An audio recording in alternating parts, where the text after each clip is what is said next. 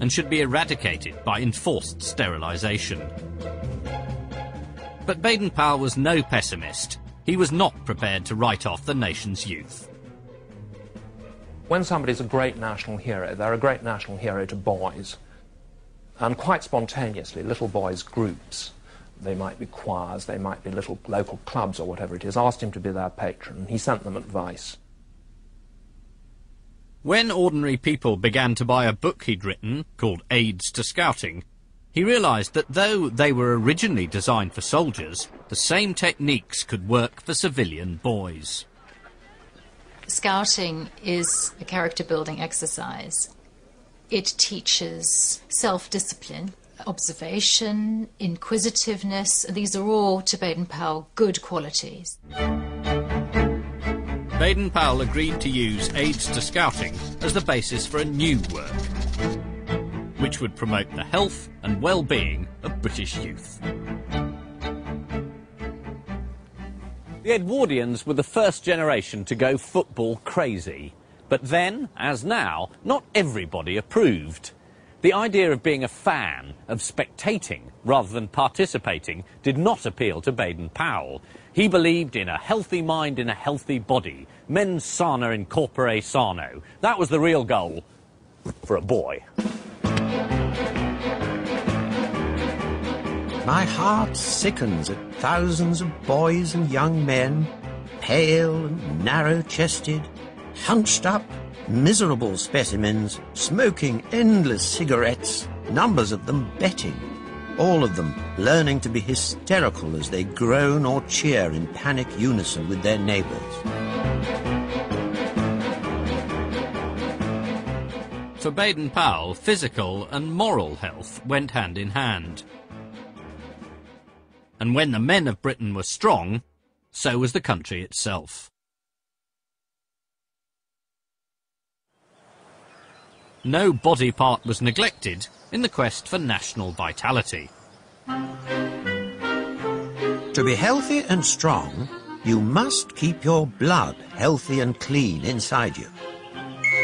This is done by breathing in lots of pure, fresh air and by clearing out all dirty matter from inside your stomach, which is done by having a rear daily without fail. If there is any difficulty about it one day, drink plenty of good water and practice body twisting exercises. And all should be well.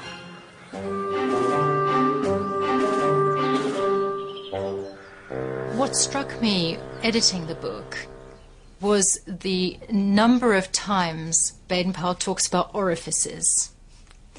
Mouths, anuses, eyes, ears, all the openings of the body. It seems to me that this reflects Baden Powell's concern with national self-defense, with keeping the body of the nation disciplined and controlled, not allowing any inroads to disease and infection. Unlike traditional educationalists, Baden Powell also believed it was in the national interest for boys to show initiative. And he charged each scout with doing a good turn every day. Need a hand with that box.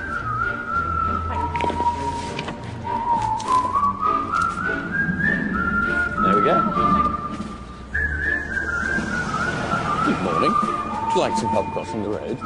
Despite his best efforts, many of the issues of a century ago are still high on the social agenda today. There we are. I'm going to see David Lammy, MP for Tottenham in London, Minister for Culture, and more importantly, former Cub Scout, to discuss Baden Powell's influence on New Labour. At what age did they get you, the Scouts? Oh, God, 7. 7? Yeah. Right. Young. Yeah. And you, I mean, all joking apart, a pretty formative 4 years at that time. Oh, yeah. I remember a particular week in which the whole purpose was to knock on people's doors to say, can we wash your car in the Cubs uniform? You'd get money. It was Bob a Job Week, Bob a wasn't Job it? Week. You'd get money for doing that. Yeah. But it was also, you know, this was bringing you into contact with the neighbourhood. Yeah. It was that or knock down ginger, we used to call it, where you knock on the door and run away. But this time you actually knocked on the door, you got some money, and you did something useful. And you did something useful. That's a great thing. The subtitle for Scouting for Boys is actually a handbook for instruction in good citizenship. Now, I'm afraid he says, indifferent citizenship is, and always has been, the progeny of indifferent government. Yeah, I mean, well, I suspect what Baden Powell would say is that citizenship is not just something that's kind of learnt in a classroom. It is something about being a citizen and learning that with a group of other people and in a wider community. At one point, he's talking about socialism. And I hope he's nice about socialism. Is he nice? Well, he claims to be a socialist. Oh, good. At one point, which again I think would surprise a lot of people.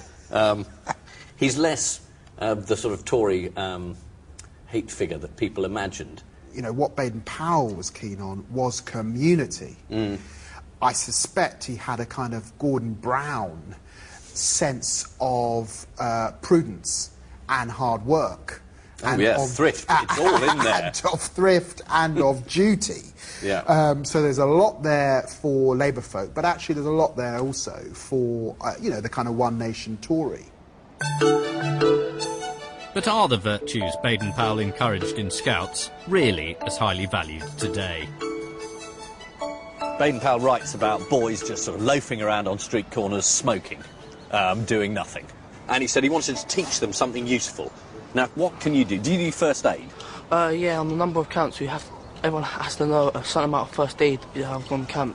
Right, because in here he describes an incident where there was a woman and she was drowning in a pond in London, and there were 5 useless boys on the side who didn't save her because they couldn't swim and they couldn't do first aid. That wouldn't be you, would it? I've been trained in first aid to, well, a fairly moderate level, but we're given the skills so we know what to do in situations. Right, if I had Maybe a heart not as attack extreme. now, could one of you save my life? Probably. I'm hoping. I really am. By 1906, Baden Powell was convinced that his scheme could turn dissolute boys into decent citizens, and he began to write a version of what would become Scouting for Boys. But it took the help of a hard-nosed salesman to galvanise him and turn his modest proposal into a national sensation. Arthur Pearson was proprietor of the Daily Express and a media magnate of his day. Baden Powell, who had a suspicion of business people, also knew how the world worked, that he needed a man like Pearson. He didn't want to need him. In fact, he hated the idea of it. But without him, it couldn't happen.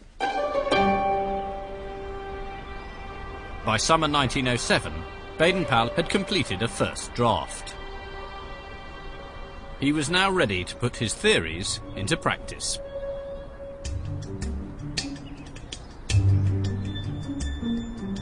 He invited 20 boys for a camping holiday off the coast of Dorset, on Brownsea Island.